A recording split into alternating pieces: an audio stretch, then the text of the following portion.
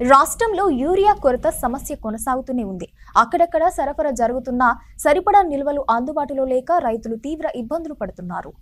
Urea కొరత వల్ల ఎరువుల దుకాణాలు, పిఎస్సిఎస్ కేంద్రాల వద్ద భారీ క్యూలైన్లు, తోపులాటలు కొనసాగుతున్నాయి. జయశంకర్ భూపాలపల్లి జిల్లా రేగొండ మండల కేంద్రంలోని పిఎస్సిఎస్ ముందు యూరియా కోసం రైతులు క్యూలైన్లో నిల్చొని పడిగాపులు కాస్తున్నారు. డీసీఎంలో యూరియా బస్తాల లోడ్ రావడంతో రైతులు ఒక్కసారిగా ఎగబడ్డారు. దీంతో గందరగోళం నెలకొంది. తెల్లవారుజాము నుంచే రైతులు యూరియా కోసం బారులు తీరారు. గంటల తరబడి వేచి ఉండడంతో రైతులు అసహనం వ్యక్తం చేస్తున్నారు.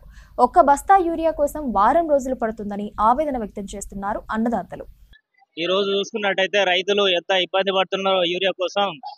ఒక బస్తా కావాలంటే వారం రోజుల నుంచి యూరియా బస్తా కోసం చెప్పులు లైన్లు పెట్టి క్యూ కట్టుకొని పాటించి పెట్టుకొని పొద్దున 6 గంటలకు వచ్చి ఈ జనం తోటి ఇబ్బందులు పడుకుంటుంటే వచ్చిన సీరియల్ లాగా ఉండి లాస్ట్ వరకు ఆ బస్తా అత్తుదో రాదో వచ్చే పరిస్థితి లేదు. కాకపోతే మరి గవర్నమెంట్ ఏం చేస్తుంది, ఎందుకు ఇంత విఫలం, అసలు రైతులను అర్థం చేసుకుంటలేదో అర్థమైతలేదు. నాకైతే రైతుల గోసను చూడలేకుండా అసలు ఎంత వెనకటి రోజులు మళ్ళా ముందుకు వచ్చినాయి. కాంగ్రెస్ గవర్నమెంట్ అప్పుడెట్లా చేసిందో చెప్పులు లైన్లు పెట్టి మన పత్తి గింజలు కానీ, పిండి బస్తాలు కానీ, యూరియా బస్తాలు కానీ మళ్ళీ అదే పరిస్థితులు ఈరోజు ఏర్పడుతున్నాయి. ఎందుకంటే మార్పు కావాలి అని పబ్లిక్ ఎలా కాంగ్రెస్ గవర్నమెంట్ ముందు తీసుకొచ్చిందో మళ్ళీ అదే రోజులు మళ్ళీ ముందుకు వచ్చినాయి.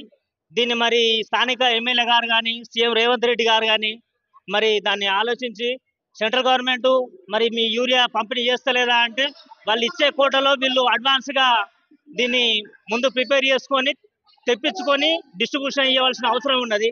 కాకపోతే వీళ్ళు దాన్ని గమనించుకోక, దాన్ని పట్టించుకోక రైతులను ఈ రోజు కోసపెడుతూ రోడ్ల పాలు చేస్తున్నారు.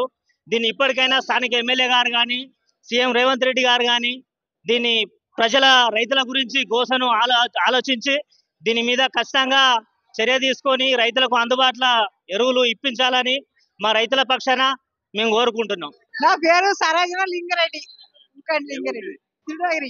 3 రోజులు రాబట్టి వచ్చిండు పోయిండు, ఆయన చేతగాలే. ఇక ఇప్పుడు మళ్ళీ నేను వచ్చిన, ఇక నువ్వు పోవే, నాకు చేత కాదు, ఖాళీ ఇప్పుడే వీడి బాత కొరక నాకు చిన్న కొడుకు అనకొడని ఉంటాడు, పెద్ద కొడుకు ఇంటికాడు. ఇప్పుడు 3 ఇంతలు పొలాలని వాడికి ఒక బత్త 3 బత్తాలు ఇవ్వని అంటాను. ఊళ్ళో బత్తాలు లేకనే ఇబ్బంది అవుతుంది. ఆయన 3 రోజులు వచ్చింది చీరగా రాబట్టి ఇక ఇవ్వాలనే ఏ కాలు ముంతానే ఒక్కడేం చేసి ఇంట్లో రాగలే ఇట్లా మంది నూపుతానే అడ్డపడ్డట్టు. ఈ మందిలో ఏం జ్వరం పడుతుంది, చెప్తాడా జ్వరం. ఈ సందర్భంగా పలువురు రైతులు ముఖ్యమంత్రి రేవంత్ రెడ్డి తీరుపై ఆగ్రహం వ్యక్తం చేశారు.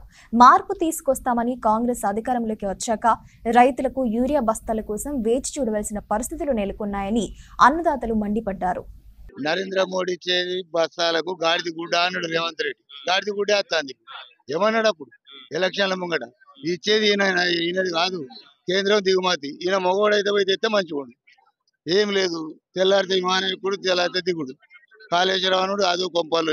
ఇదేం లేదు, బత్త యూరియా లేదు. వచ్చిన తడిచినాయి.